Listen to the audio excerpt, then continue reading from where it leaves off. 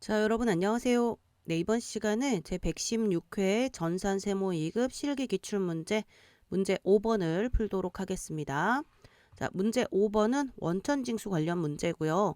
2024년 기속으로 문제풀이를 해드릴 겁니다. 1번, 2번, 3번 문제 3개가 있습니다. 보통 2개인데요. 우리 부가가치세 신고서 작성할 때처럼 마지막에 가서 보시면 이렇게 3번 원천징수 이행 상황 신고서를 전자신고하라는 문제가 있어요. 근데 부가가치세 신고서를 작성을 해서 전자신고를 해보신 분들은, 다른 기출문제에서 해보신 분들은 요거가 그렇게 어렵지는 않으실 거예요. 이 메뉴의 유의사항에서 어떻게 하는지 다 설명하고 있거든요. 그래서 내용적으로 이론이나 어떤 그 입력사항이 필요한 거는 1번, 2번 문제고, 3번은 전자신고하는 기능적인 부분을 조금 초점을 맞춰서 시험 문제를 냈는데, 문제에서 요구사항으로 전자신고를 어떻게 하는지 문제의 요구사항을 따라서 하기만 하면 되기 때문에 그렇게 뭐 난이도가 높진 않았습니다. 자, 1번 바로 해설해 볼까요? 다음에 자료를 바탕으로 내국인이고요. 거주자입니다. 이거 다 입력사항 확인하셔야 돼요. 그리고 생산직 사원이고 임하나입니다. 자, 이 사원에 대해서 하나씩 입력을 하면서 볼게요. 원천징수 탭에서 사원 등록 메뉴를 열어가지고요. 사원 등록 메뉴에 임하나 사원이죠. 첫 번째 체크된 사원이고, 위에 있는 것부터 먼저 입력해 볼게요. 확인, 내국인 맞고요. 거주자 맞습니다. 생산직 안 돼 있네요. 생산직 사원 체크하셔야 되고요. 연장근로 비과세는 조금 이따가 볼게요. 광산근로자는 아닌 것 같은데, 자, 주민등록번호 7호, 주민등록번호는 오류 없이 잘 들어왔고, 입사일 2024년 9월 1일. 이건 입력사항이 아니고 확인사항이네요. 자, 세부담이 최소화되도록 사원 등록 메뉴의 기본사항 탭을 이용하여, 그러니까 세부담이 최소화된다는 게 무슨 말이냐면, 비과세 받을 수 있는 거는 전부 비과세 받아라. 이런 것들. 자, 사원 등록 메뉴의 기본사항 탭을 이용하여 아래의 내용 중에서 필요한 항목을 입력하고 9월분 급여 자료를 입력하시오 라고 되어 있습니다. 자, 밑에 보시면 그럼 사원 등록 메뉴에 요구사항이 나와 있죠. 사원 등록. 첫 번째, 아래 자료를 통해 임하나의 사원 등록 메뉴의 기본사항 탭에서 다음 사항을 입력하래요. 일단 생산직 여부는 조금 전에 했고요. 연장근로 비과세 대상이냐 아니냐, 정년도 총급여는 아직 입력 안 했어요. 밑에 자료가 있을 거예요. 여기 없죠. 밑에 이제 12번, 13번, 14번 국민연금, 건강보험료, 고용보험 보수 월액 이거 3개 입력하면 되는 거네요. 이거 추가 5개, 이거 2개까지. 자, 그러면 밑에 자료를 분석을 해야 입력을 할 수 있는 거니까 분석할게요. 국민연금 보수월액, 건강보험 보수월액, 고용보험 보수월액은 180만 원. 잊어버리기 전에 이것부터 입력하겠습니다. 자, 그러면 국민연금 보수월액 180만 원. 됐죠? 건강보험 보수월액 180만 원. 고용보험 보수월액 180만 원. 이렇게 클릭하셔갖고 입력하시면 돼요. 자, 됐고. 자, 급여 제수당은 급여 자료에서 입력하실 거고, 별도 식사, 출퇴근용, 출산보육수당 이렇게 주어졌는데, 지금 입력 안 한 게 이거죠. 연장근로 비과세 전년도 총급여. 여기서 좋네요. 자, 임하나 사원은요, 밑에서 두 번째 줄에 국내 근무하고 있고요. 월정액 급여가 180만 원이에요. 그리고 전년도 총급여가 2,700이에요. 전년도 총급액이 3천만 원 이하고 월 정액 급여가 210만 원 이하이기 때문에 이 사람은 비과세 요건을 충족합니다. 그러면 여기 연장근로 비과세 여부 여 체크하시고 전년도 총급여 2,700만 원 입력할게요. 여기 생산직 여 옆에 연장근로 여 체크하시고요. 전년도 총급여 2,700. 그러면 문제의 요구사항을 다시 확인하셔야 돼요. 종이로. 지금 생산직 여부 체크하셨죠? 생산직 여부 체크하셨고요. 연장근로 비과세 체크했고 전년도 총급여 체크. 국민연금 보수월액, 건강보험 보수월액, 고용보험 보수월액 전부 다 입력을 마무리했습니다. 그러면 사원 등록 메뉴는 끝. 자, 그 다음에 문제에서 그것만 하는 게 아니고 9월분 급여자료 입력을 해야 되는데 수당 공제 등록을 하라는 거잖아요. 근데 이제 급여 지급은 매월 말일이고요. 사용하지 않는 수당 항목은 부로 표시해라. 몇 월 달 급여죠? 9월 달 급여죠? 9월. 급여 자료 입력을 하시는데 일단 사원 등록은 이제 돼 있으니까 거기서 생산직 사원에 대한 비과세 체크는 돼 있고요.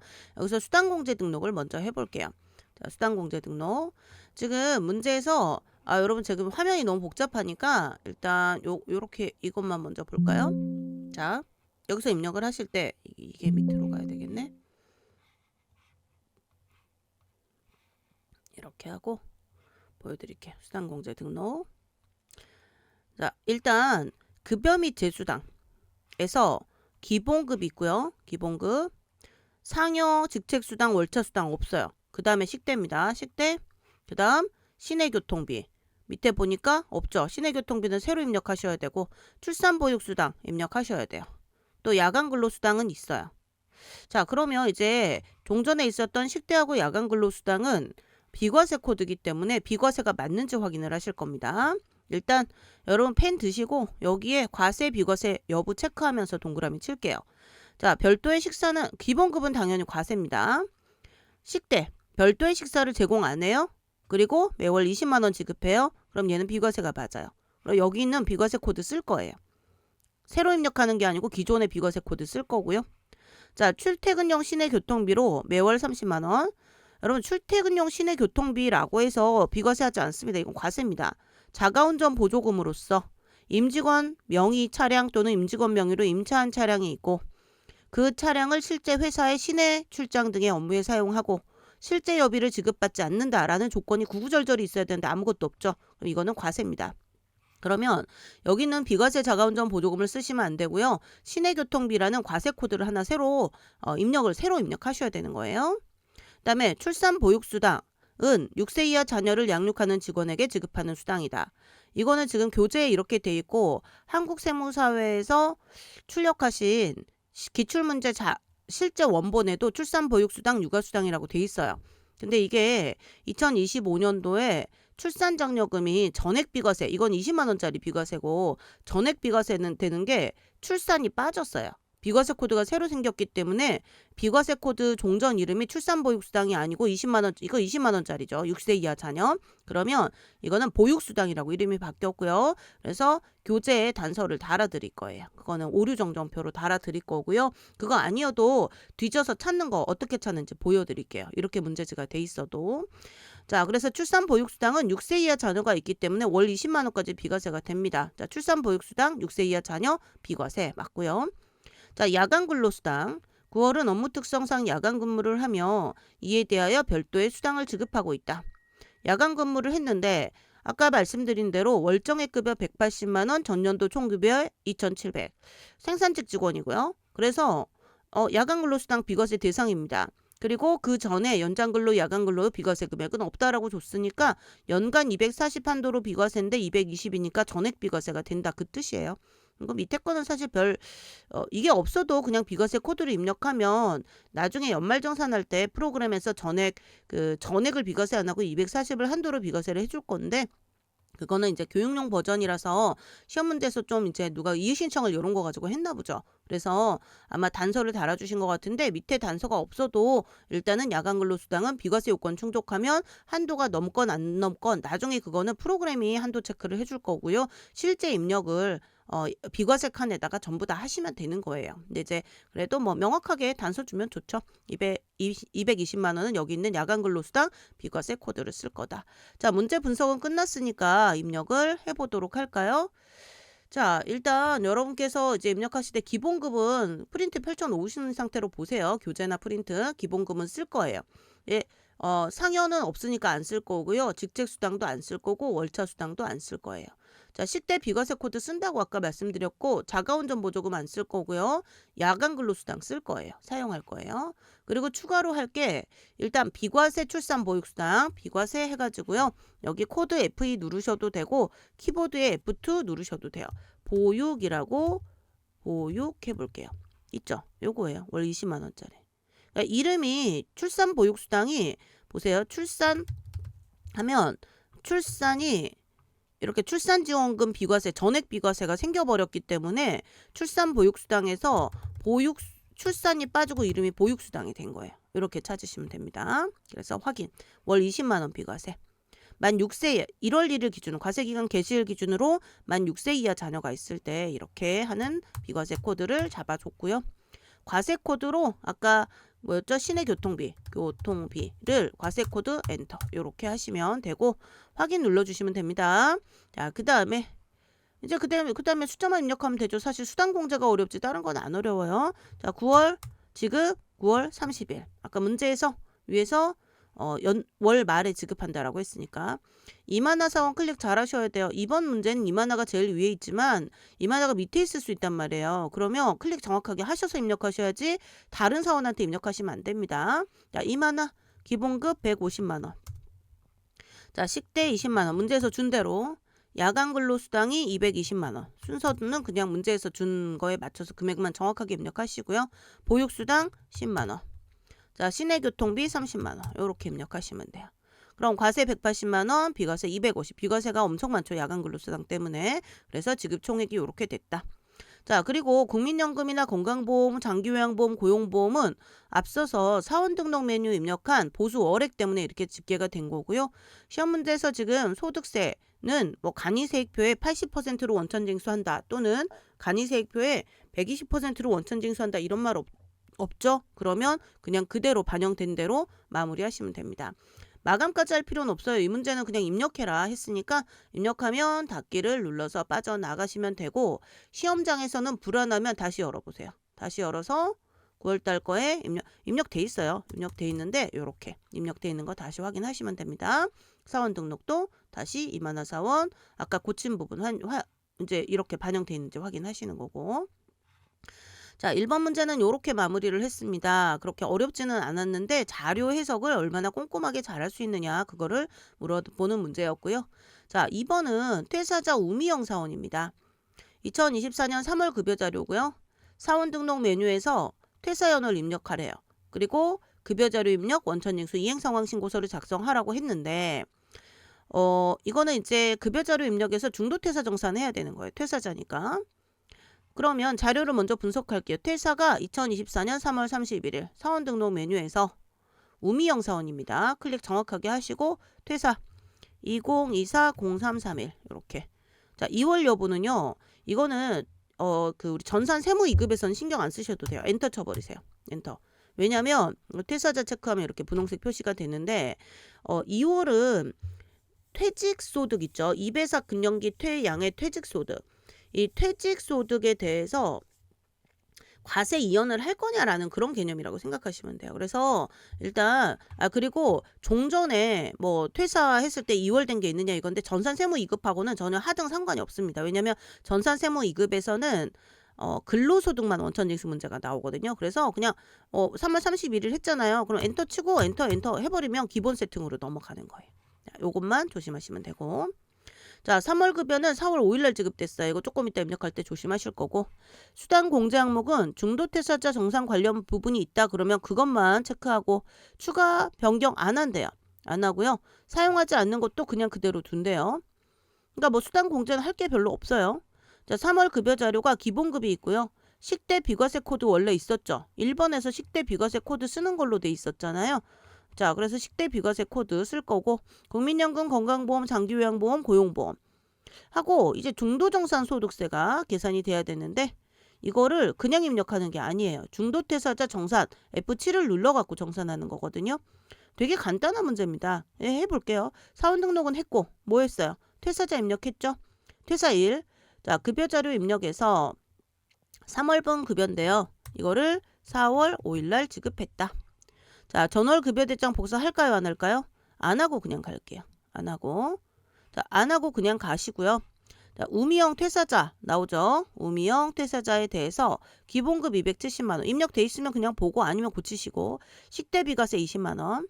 자, 국민연금 여기 있는 대로 121500. 그다음에 숫자 95710. 여기까지 95710 12390, 21600. 근데 소득세가 지금 숫자가 다르죠. 왜 그러냐면 아직 중도퇴사 연말정산을 안 했으니까. 그래서 기본급부터 고용보험까지 입력이 된 걸 확인을 했고요. 이 사람에 대해서 퇴사자에 대해서는요. 퇴사한 달 귀속이 퇴사일자가 3월이니까 3월달 귀속을 입력할 때는요. 중도퇴사 연말정산이 가능합니다. 중도퇴사자 정산을 열어가지고 확인을 하고 특별히 문제에서 뭐 신용카드 사용액 이런 거 안 줬잖아요. 안 줬으니까 그냥 급여 반영 여기 보죠. 급여 반영 요것만 눌러주시면 돼요. 그래서 중도정산 적용함을 확인하시고 중도정산 소득세, 중도정산 지방소득세가 교재에 있는 프린트에 있는 숫자와 동일하죠. 중도정산하면 이렇게 나온다는 거예요. 되셨죠? 하시고 닫기를 눌러서 빠져나가시면 되겠습니다. 여기까지 하시면 마무리인데 혹시 이게 저장이 됐나 궁금하시면 한 번 더 해보세요. 연말정산 추가자료 입력 메뉴로 가셔가지고요.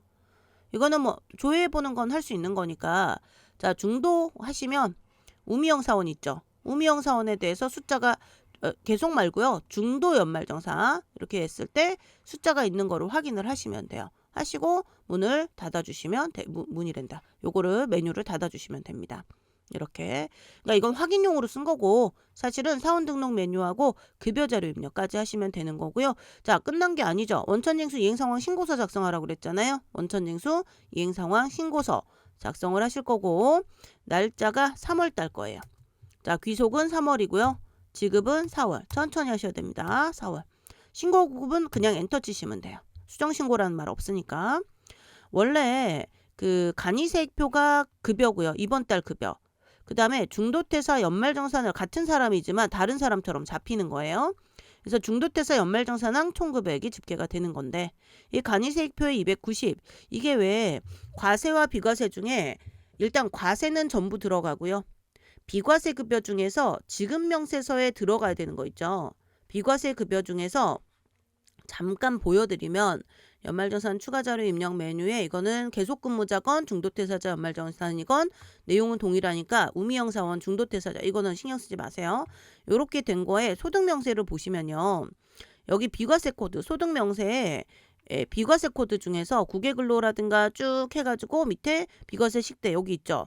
그러니까 여기에 숫자가 들어와야 되는 경우에 비과세 식대가 60이 지금 잡혀 있잖아요. 그래서 연말정산 추가자료 입력 메뉴에서 이제 소득명세에 비과세에 있는 코드들 있죠. 이거는 원천징수 이행상황 조금 전에 봤던 원천징수 이행상황 신고서에 분명히 비과세지만 총 지급액에 집계가 돼 있어야 돼요. 왜냐하면 지급명세서에 반영이 돼야 되니까. 그래서 간이세액표에 간이세액, 근로소득의 간이세액 A01 파트에 들어가는 총 지급액은 비과세, 우리 과세급여 하고요. 기본급, 과세급여하고 플러스 뭐를 포함하는 거다? 비과세 중에서 지급명세서에 반영해야 되는 코드의 숫자를 함께 합해갖고 입력하는 거다. 그래서 290이 된 거죠. 그렇죠? 자, 하시고 다른 거 그냥 반영된 거 확인하시고 문제에서 뭐 전월미환급 이런 거 안 줬으니까 그냥 그대로 저장을 하시면 돼요. 닫기 누르시면 저장이 이제 메뉴를 물어봅니다. 하시고 닫기 눌러서 빠져나가시면 돼요. 항상 시험이니까 불안하면 다시 확인하세요. 저장돼 있어요. 저장 확인. 근데 3월 날짜 귀속이랑 지급 시기 정확하게 체크하셔야 돼요. 지급 시기를 실수할 수가 있습니다. 이렇게 하면 저장된 데이터 볼 거예요. 좀 전에 입력한 거, 모양 반영된 거 그대로죠. 이걸 만약에 자동으로 반영하지 말고 손으로 써라. 이러면 손으로 쓸 수 있게 하게끔 하기 위해서 여기 이 숫자를 반영을 해드린 거고 이거는 중도퇴사 연말정산의 총급액 금액에 이제 우리 아까 말씀드린 식대 비과세 그거까지 포함해서 말씀드리는 거예요. 네, 이렇게 하시고요. 부연 설명 좀 길었는데 문제풀이는 간단했습니다. 이행상황 신고서 작성까지 마무리됐고요. 자, 그 다음에 이제 3번 마지막 문제입니다. 다음 자료를 이용하여 이미 작성된 원천징수 이행상황 신고서를 조회하여 마감하고 마감하래요. 그러면 10월달 귀속 10월 지급 10월로 일단 이행상황 신고서부터 열어는 볼게요. 자, 열어는 보고 얘가 10월 그냥 엔터 치시면 달이 같을 때는 엔터 정기신고해서 봤더니 여기에 A01 코드에 인원이 2명이고 총 지급액 700, 254, 440. 뭐 숫자는 제대로 돼 있네요. 그쵸? 입력은 다 했다는 거예요. 그리고 매월 신고 체크돼 있죠? 입력은 정확하게 돼 있는 거 확인했고요. 이거를 자 얘를 마감할 거예요. 마감. 보세요. 마감 안 돼 있죠? 마감 누르세요. 마감 누르시면 됩니다. 별거 없습니다. 마감. 됐죠? 마감 일단. 자, 위 자료를 바탕으로 원천징수 이행상황 신고서가 작성되어 있다. 원천징수 이행상황 신고서에 마감 지금 했고요. 됐죠? 지금 하나 순서대로 따라가세요. 그 다음에 전자신고로 가요. 여기 전자신고가 화면에 여기 있죠. 전자신고에 전자신고 탭 누르셔가지고요. 마감한 거를 전자신고 할 수 있게 변환을 해줘야 돼요. 그래서 원천징수 이행상황 신고서를 제작할 거예요. 근데 여기 보시면 신고인 구분을 납세자 전자신고를 선택하래요. 그리고 비밀번호가 1, 2, 3, 4, 5, 6, 7, 8, 9까지네요. 번호는 쉽네. 그래서 납세자 자진신고. 그래서 납세자 자진신고 2번 체크 된 거 확인하시고요. 지급기간 지금 언제 거예요? 10월 엔터 10월이죠. 그쵸? 하시고 엔터를 쳐보세요. 엔터. 그럼 제작 경로 이게 지금 10월 지급기간을 정확하게 체크하시면 돼요. 마감일자 이제 오늘 제가 사실 강의해드리는 날짜 기준으로 잡히는데 요렇게 해서 어떻게 하시면 돼요. 이건 상관 안 하셔도 됩니다. 그래서 신고 구분 정기신고까지만 되면 되고요. 이건 제가 입력하는 날짜가 잡히는 거예요. 이건 신경 쓰지 마세요. 하시고 제작을 눌러주시면 돼요. 이거 부가가치세 전자신고 제작이랑 거의 비슷하잖아요. 1, 2, 3, 4, 5, 6, 7, 8, 9 밑에도 1, 2, 3, 4, 5, 6, 7, 8, 9 하시고 확인. 됐죠? 확인하시고요. 마감됐대요. 제작됐고요. 닫기를 눌러주세요. 자, 전자신고를 했어요. 지금 순서대로. 자, 그래서 그 다음 국세청 홈택스 전자신고 변환으로 가래요. 그러면 국세청 이 위에 거 먼저 하고 아래 걸로 내려오는 거예요. 국세청 이거는 그냥 상황이니까 읽어보세요. 이건 평상시에 한번 읽어보시고 X. 자, 여기서 좀 전에 만든 파일을 이제 읽어내야 돼요. 여기 보시면 이거는 거의 이제 부가가치세도 마찬가지인데 전자신고용 전자파일 저장 경로가 로컬 디스크이며 파일명은 끝에 01T 어쩌고저쩌고 돼 있는 거예요. 이런 파일 하나밖에 없을 거예요. 자, 찾아보기 하셔가지고 자, 아까 작성한 거 요거 하시고 열기를 눌러주시면 됩니다. 요거 됐죠? 이렇게 찾아주시고요. C 드라이브에 가셔서 그 이름을 찾으시면 돼요. 하고 이게 처리 내역 이제 할 거예요. 순서대로 형식 검증하기 1, 2, 3, 4, 5, 6, 7, 8, 9 좀 전에 그 비밀번호 그대로 쓰시는 거고요. 뭐가 바뀌었죠? 형식 자 바뀌었죠. 숫자 내용 검증 할 거예요. 했고요. 내용 검증 결과 확인 또 뭐가 바뀌었죠? 전자파일 제출 요렇게 만드시는 거예요. 순서대로 하고 전자파일 제출하기를 누르시면 이렇게 원천세 신고서 접수 중 한번 이게 이제 파일 변환해서 여기 보시면 끝에가 접수 여부 첨부 서류 이 보시면 이게 확인 접수되었습니다. 이게 교육용 버전이라 이게 오류가 난 것 같은데 접수된 거고요. 자 하시고 여기서 인쇄하기 한번 눌러볼까요? 이거 교육용이라 인쇄하기 안 될 수도 있어요. 원래는 실무에서는 인쇄하기 해서 원천세 신고서 전자신고 접수증 출력하시는 거예요. 안 된다. 닫기. 요렇게 하시죠. 하시고 넘어가시면 돼요. 그래서 홈택스 실제 변환 결과와 다를 수 있으며 K랩에서 제작된 파일을 국세청 홈택스에서 직접 파일 변환 및 제출할 수 없습니다. 이렇게 돼 있잖아요. 그래서 아까 그거가 그렇게 보인 거예요. 그래서 미제출 영종 이렇게 돼 있는데 그래서 최종적으로 전자파일 제출하기를 완료 여기까지 전자파일 제출까지 클릭만 하시면 된다는 거죠. 왜냐면 이게 진짜 신고는 아니니까. 그래서 그렇게 근데 불안하면 다시 해보세요. 다시 아까 이걸 닫으시고 국세청 홈택스 전자신고 변환 교육용 누르셔가지고 여기서 찾아보기. 그래서 다시 C 드라이브에 내 PC에 C 드라이브에 가셔가지고 이건 제출을 해버린 거라 다시 처음부터 해야 되겠네. 하죠 뭐. 전자신고 누르셔가지고 아까 자, 납세자 자진신고 지급기간 10월 엔터 이렇게 이거를 다시 제작을 하셔야 1, 2, 3, 4, 5, 6, 7, 8 그 다음에 밑에도 1, 2, 3, 4, 5, 6, 7, 8 결과치가 여러 번 해보셔야 돼요. 닫기 누르시고 홈택스 전자신고 변환 교육용 가셔가지고 그래서 찾아보기를 다시 C 드라이브에서 쭉 하시면 C에서 지금 C 드라이브에 로컬 디스크 C 거기서 이렇게 다시 시작해 보세요. 뭐 원래 그런 문제를 다시 푸는 거지만 그 상태에서 형식 검증 1, 2, 3, 4, 5, 6, 7, 8 두세 번 반복하시면 외워지니까 자 형식 검증 순서대로 클릭 파일 제출 그래서 전자파일 제출하기까지 클릭하시면 된다는 거죠. 이렇게 제출됐다는 거예요. 그래서 접수되었습니다라고 나왔는데 여기는 이제 미제출 이렇게 돼 있잖아요. 첨부 서류 없고 첨부 서류는 없다는 거죠. 그래서 이렇게 되면 답으로 정답 처리가 되는 겁니다. 되셨죠? 완전 홈택스랑 동일하게 되지는 않아요. 그래서 이렇게 문제를 푸시면 돼요. 자, 116회 전산 세무 2급 시험 문제는 그냥 그렇게 어렵지 않고 평이하게 출제가 된 것 같아요. 열심히 복습하셔가지고요.